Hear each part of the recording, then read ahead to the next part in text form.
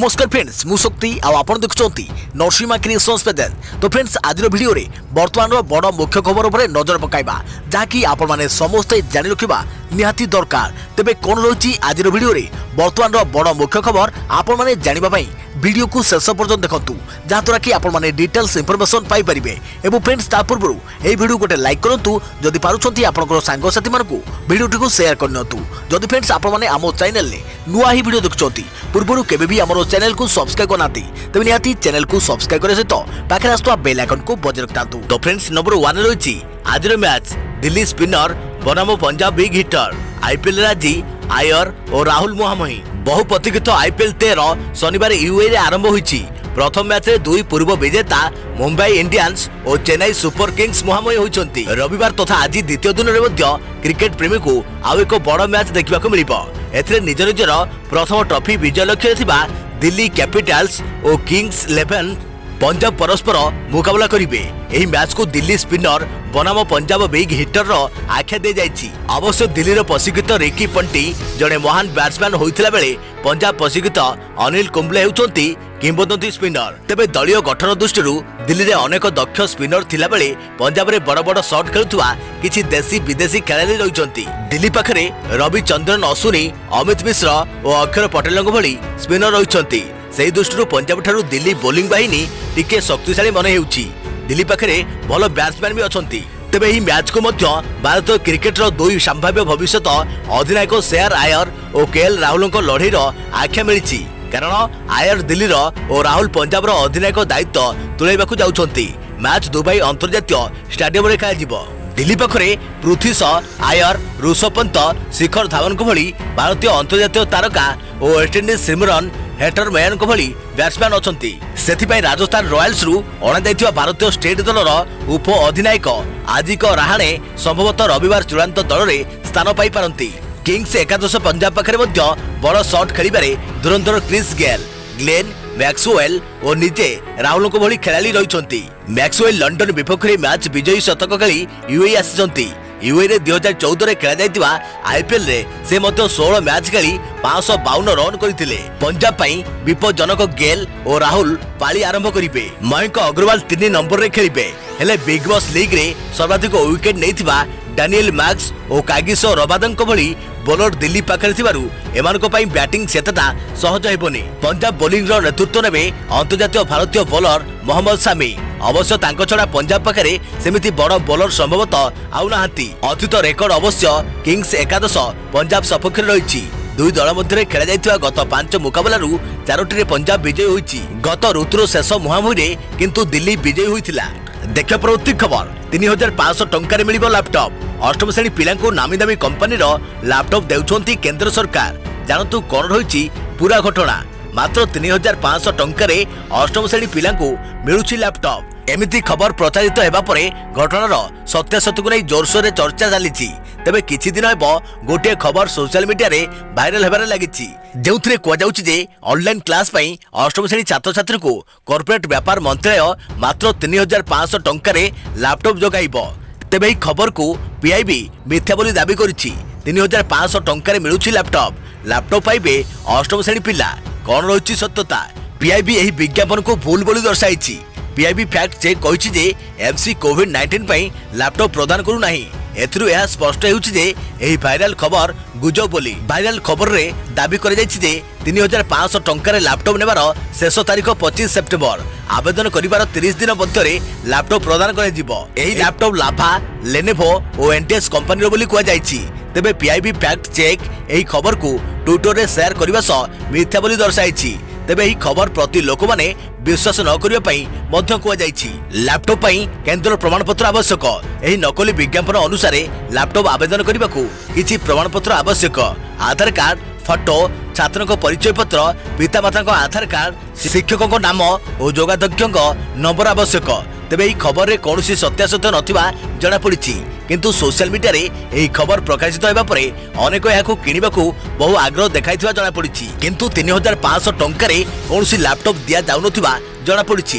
तेणु आपण मध्य एपरि गुजब उपरे विश्वास करंतु नाही। देखिए प्रवृत्ति खबर श्रीमंदिर वरिष्ठ सेवायत प्रेमानंद दास महापात्रଙ୍କ परलोक परिचालना कमिटी रे थिले सदस्य किछि दिन तले सुस्थ होई फेरिबा परे हठात हृदघातरे मृत्यु।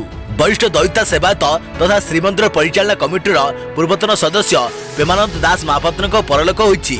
पुरी जिला मुख्य डाक्तरखाना रे चिकित्साधीन अवस्था तांकर मृत्यु होइतिबा जणा पड़िछि। मृत्यु बेलकु तांको 65 वर्ष होइतिला। मिलिଥିବା सूचना अनुसार गतकाली राति से हठात असुस्थ अनुभव करने पर तांको पुरी जिला मुख्य डाक्तरखाना रे चिकित्सा पई भर्ती कर जाइतिला। श्री दास महापात्र पूर्व दीर्घ दिन धरी दैतापति नियोगर संपादक थिले। 2015 नवकलवर समय से गुरुत्वपूर्ण भूमिका ग्रहण करथिले। उल्लेखयोग्य श्री दास महापात्र कोरोना आक्रांत हेबा परे चिकित्सित होई डाक्तरखाना 3 दिन तले डिस्चार्ज होइथिले। या परे से घरे संगरोधरे थिले। तांकर मृत्युर कारण स्पष्ट होई नाही। पुरी रे भयंकर हेउछि कोरोना। रथयात्रा समय और परे सुरक्षित थिबा सेवक समाज हठात एबे कोरोना कबलित होई पड़िचंती। सेवकों घरे घरे एबे कोरोना आक्रांत चिन्हट होइचंती।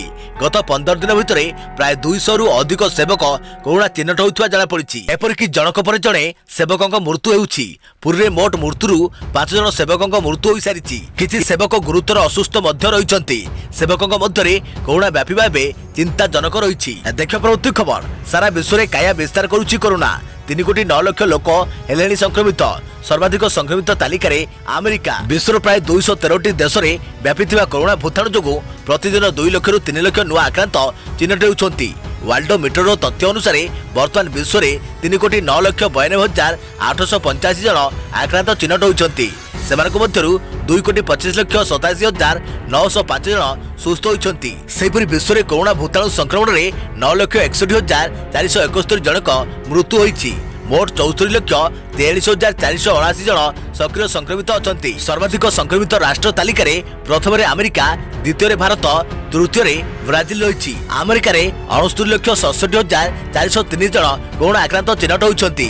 सक्रिय संक्रमित संख्या 25 लाख 39,884 रही बेले सुस्थ होइछंती 42 लाख 23,693 जन। सेहिपरि अमेरिका 2 लाख 3,824 जनक कोरोना जनित मृत्यु होइछि। एही तालिकार द्वितीय भारत थिबा बेले तृतीय थिबा ब्राजिल रे मोट 45 लाख 28,347 जन कोरोना संक्रमित होइछंती। एजाय 1 लाख 36,565 जनकर मृत्यु होइछि।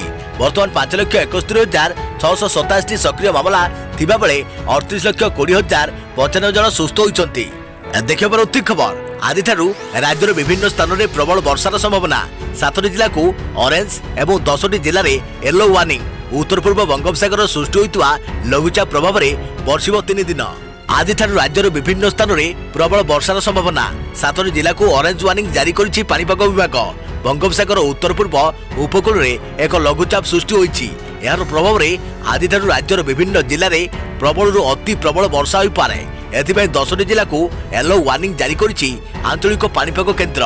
जगतसिंहपुर, कटक, पुरी, खोर्धा, केन्दुझर, सुंदरगढ़, संबलपुर, अनुगुल, देवगढ़ और कलाहांडी प्रबल वर्षा हेबा नै आकलन कर दैछि।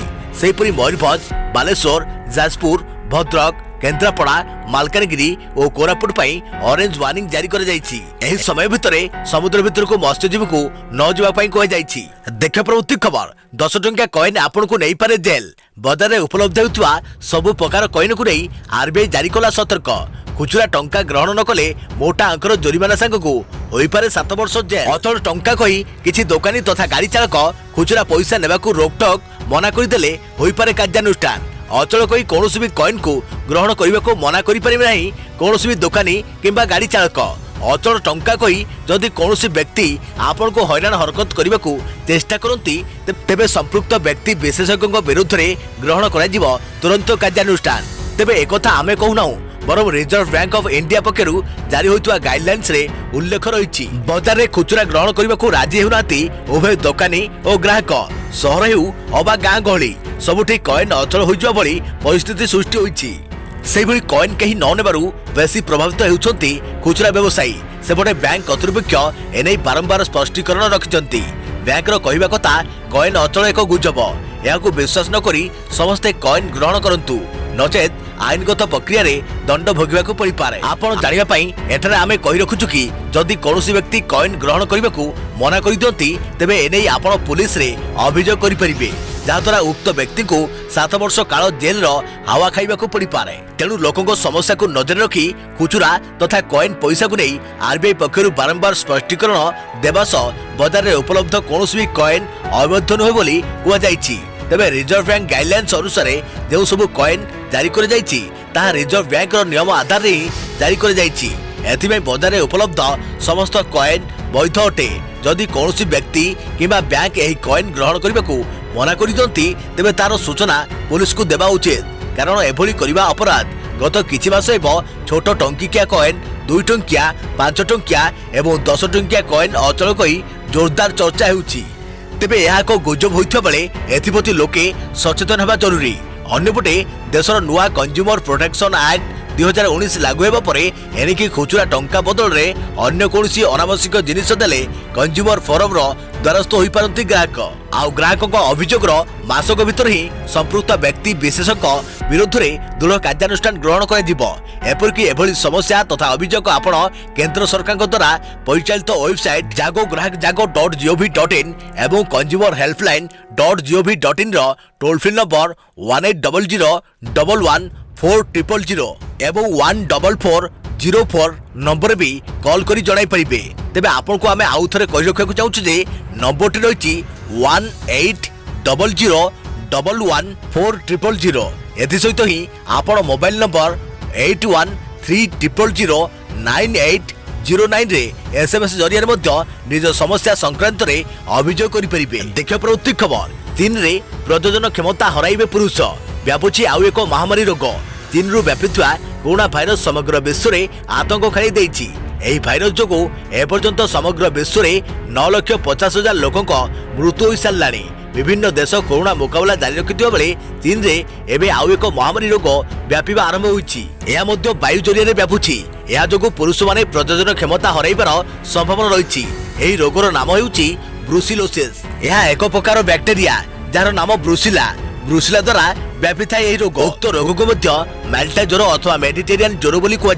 चीन उत्तर पश्चिम भाग में 3245 जन व्यक्ति यह द्वारा संक्रमित होती। चीन नेशनल हेल्थ कमिशन गत मंगलवार यह रोग व्यापीबा घटना को स्वीकार करिछि। गांसू प्रदेश राजधानी लांगझो रे यह व्यापुछि। चीन स्वास्थ्य कमिशन कहते कि सेठारे समुदाय 21,000 लोकों परीक्षा कर जाइथिला, जहाँ भितर एतिक लोक संक्रमित होइतबार स्पष्ट होइछि। बिना पाचन प्रक्रिया रे प्रस्तुत क्षीर पीवा किंबा भल भाव सीझा होई नथिबा मांस खाइबा द्वारा ब्रुसेलोसिस व्यापी थाए, किंतु वायु भी यही बैक्टेरिया तिष्ठि पारे। तेणु यही बैक्टेरिया थिबा वायु को आग्रहण कले जड़े उक्त रोग द्वारा संक्रमित होई पारे। केमिति व्यापिला यही रोगर लक्षण कौन? ब्रुसेला बैक्टेरिया मनुष्य सहित किछि पशु जेपरिक मेंढा, गोरु गाई, छेड़ी, घुसुरी एवं कुकुर को भी संक्रमित करि पारे। एथिरे आक्रांत हेले ज्वर हेबा, देह हाथ घोड़ाबिंधा हेबा, पेटरे जंत्रणा हेबा, आंठुगंठी जंत्रणा, ओजन कमिबा, हजम शक्ति कमिबा एवं थंडा हेबा भली लक्षण प्रकाश पाई थाए। एगुड़िक मध्यरु किछि लक्षण दीर्घ दिन जाए देहरे रही पारे। एही रोग रे आक्रांत होइतबा व्यक्ति को भल हेबा पई किछि सप्ताह किंबा मासे लागि पारे। साधारणतः एभली रोगी को चिकित्सा पई रिफाम्पिन किंबा डॉक्सीसाइक्लिन परि एंटीबायोटिक व्यवहार करा जाए।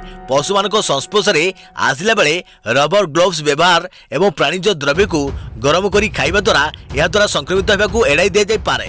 देखियो प्रति खबर खूब शीघ्र भारत में लॉन्च हेबो OnePlus 8T 5G।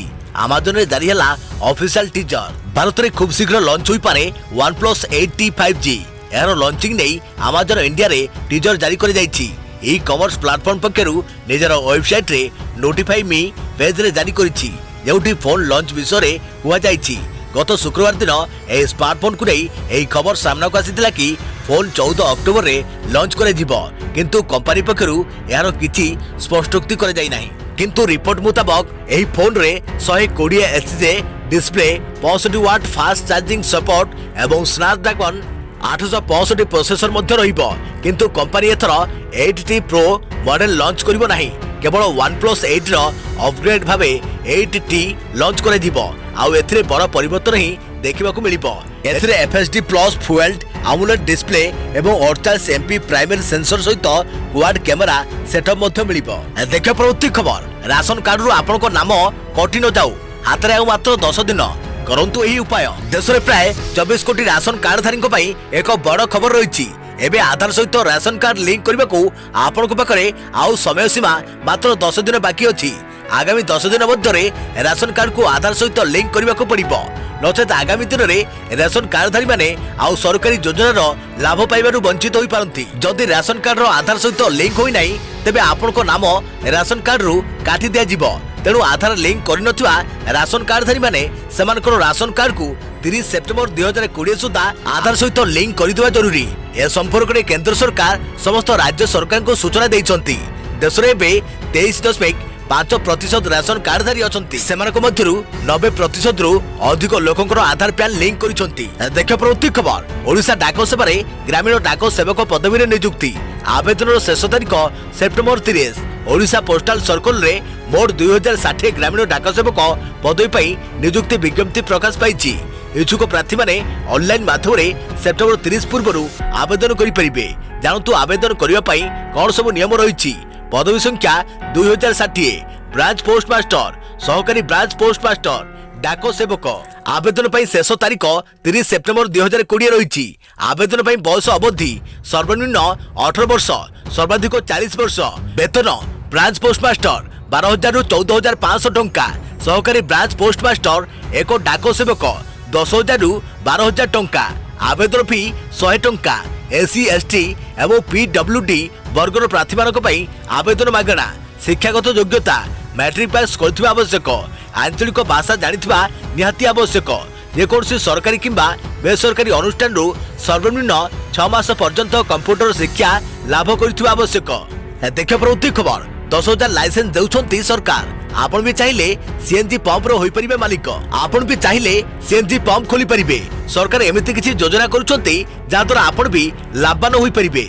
आ जदि आपण सीएनजी पंप खोलिबा कथा चिंता करूथांती तेबे एहा आपण को पई सुवर्ण सुजोग। आपण भी चाहिले सीएनजी पंप रो हेबे मालिक। 10,000 लाइसेंस देउछंती सरकार।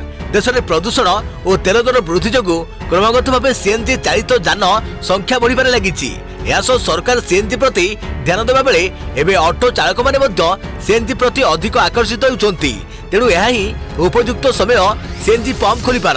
तेबे आसंता वर्ष मध्य सरकार सीएनजी पंप पाई प्राय 10,000 नुआ लाइसेंस देबे बोली कुआ जाइछि। रोजगार करिबार दुईटी बड़ उपाय। कंपनी गुड़िक प्रथमे सीएनजी पंप स्थापन पाई जमी आवश्यक करती। अन्य पक्षरे जमी को लीज रे मध्य नियंती। एभली परिस्थिति रे आपण को प्रथमे रोजगार जमी लीज रे देई मिली परिबो। द्वितीय उपाय हेउची आपण निज जमी रे निजे डीलरशिप नै परिबे। रिहाती मिलिबो काहको। निकट रे पेट्रोल मंत्री कहिथिले जे छोट स्टार्टअप गुड़िक मध्य बड़ तैल और मार्केटिंग कंपनी मानक सह संपर्क करी रिलैक्सेशन नीति अनुसार रिहाती पाई परिबे। जदि कौनसी विदेशी कंपनी निवेश करने को चाहती तेबे सेमाने मध्य विनियोग करि परिबे। जदि आपनकर जमी नाही जदि आपनको नारे जमी नाही तेबे आपनको जमी मालिकको ठारू एनओसी प्रमाण पत्र आनिबाकू हेबो। यासो आपण निज परिवार जने सदस्यको जमी नै एही सीएनजी पंप पई आवेदन करि परिबे। एथि पई मध्य एनओसी ओ एफिडेविट करिबा आवश्यक। पंप खोलिबाकू केते जमी आवश्यक। सीएनजी पंप खोलिबा पई मूल्य और जमी कंपनी ऊपर निर्भर करे। आपण सहर राजपथ किंबा अन्य केउटी पंप खोलिबाकू चाहुछंती ताहा पर एहार निर्भर करे। जदि निजस्व जमी अछि तेबे 50 लाख टंका खर्च होई पारे। हालुका जान पाई 700 वर्गमीटर और भारी जान पाई 1500 रु 1600 वर्गमीटर जमी आवश्यक हेबो। केमिति करिबा आवेदन डीलरशिप प्रदान करुवा कौनसी कंपनी वेबसाइट परिदर्शन करी सेठारे दिया जाइतवा लिंक रे क्लिक करी आपण सीएनजी पंप पई आवेदन करि परिबे। देखियो प्रति खबर कोरोना गति रे लागुनी ब्रेक। देश में कोरोना आक्रांतक संख्या टपिला 54 लाख। 24 घंटे पाखापाखि 92,500 संक्रमण और 1000 अधिक मृत्यु। देश आज 54 लाख पार करिछि कोरोना आक्रांतक संख्या। लगातार बढ़ुवा संख्या एवं चिंतार विषय पलटि। तेबे आक्रांतक सह सुस्थ संख्या मध्य बढ़ुछि। 24 घंटे 52,605 कोरोना आक्रांत चिन्हट होता बेले 54,612 जन सुस्थ होई घर को फेरी। यह 1,133 जनकर मृत्यु घटी। केंद्र स्वास्थ्य और परिवार कल्याण मंत्रालय सूत्र मिलता सूचना अनुसार भारत में मोट संक्रमित संख्या 54,619 पहुंची। यह मध्य 10,10,824 जन सक्रिय संक्रमित थिबा बेले मृत्यु संख्या 86,752 रही। तेबे शुभ सूचना होउची देशर मोट आरोग्य संख्या 43,03,043 पहुंची। ଏହି ସଂଖ୍ୟାକୁ ମିଶାଇ ଦେଶରେ ମୃତ୍ୟୁହାର 1.61% ରହିଥିବା ବେଳେ ଆରୋଗ୍ୟ ହାର 79.28% ରହିଛି। ନୂତନ ସୁସ୍ଥ ସଂଖ୍ୟାକୁ ମିଶାଇ ଭାରତ ଏବେ ବିଶ୍ୱରେ ଆଗରେ ରହିଛି। ତା ପଛକୁ ରହିଛି ଆମେରିକା। ଆମେରିକାରେ ବର୍ତ୍ତମାନ 69,67,403 ଜଣ କରୋନା ଆକ୍ରାନ୍ତ ହୋଇଥିବା ବେଳେ ସେ ମଧ୍ୟରୁ 42,23,693 ଜଣ ସୁସ୍ଥ ହୋଇ ଘରକୁ ଫେରିଛନ୍ତି। ଦେଖିବା ପରବର୍ତ୍ତୀ ଖବର। କରୋନା ଗତିରେ ଲାଗୁନି ବ୍ରେକ୍। ଦିନକରେ 4,330 ଜଣ ଆକ୍ରାନ୍ତ, 10 ମୃତ। ରାଜ୍ୟରେ ମୋଟ ସଂକ୍ରମିତଙ୍କ ସଂଖ୍ୟା 1,79,880 କୁ ବୃଦ୍ଧି। ଗତ 24 ଘଣ୍ଟା ମଧ୍ୟରେ ସାରା ରାଜ୍ୟରୁ ଆଜି ପୁଣି 4,330 ପଜିଟିଭ ଚିହ୍ନଟ ହୋଇଥିବା ବେଳେ ମୋଟ ସଂକ୍ରମିତଙ୍କ ସଂଖ୍ୟା 1,79,880 କୁ ବୃଦ୍ଧି ପାଇଛି। ଅନ୍ୟପଟେ ରାଜ୍ୟରେ ଆଜି ଆଉ 10 ଜଣଙ୍କ ଜୀବନ ନେଇଛି କରୋନା ମହାମାରୀ। ଫଳରେ ରାଜ୍ୟରେ ମୋଟ କରୋନା ଜନିତ ମୃତ୍ୟୁ ସଂଖ୍ୟା 701 କୁ ବୃଦ୍ଧି ପାଇଛି। ତେବେ ଆଜି ଚିହ୍ନଟ ହୋଇଥିବା ନୂଆ ଆକ୍ରାନ୍ତଙ୍କ ମଧ୍ୟରୁ 2,556 ଜଣ ଆକ୍ରାନ୍ତ ସଂଗରୋଧ କେନ୍ଦ୍ରରୁ ଚିହ୍ନଟ ହୋଇଥିବା ବେଳେ ବାକି 1,774 ଜଣ ରୋଗୀ ହେଉଛନ୍ତି ସ୍ଥାନୀୟ ଅଞ୍ଚଳର।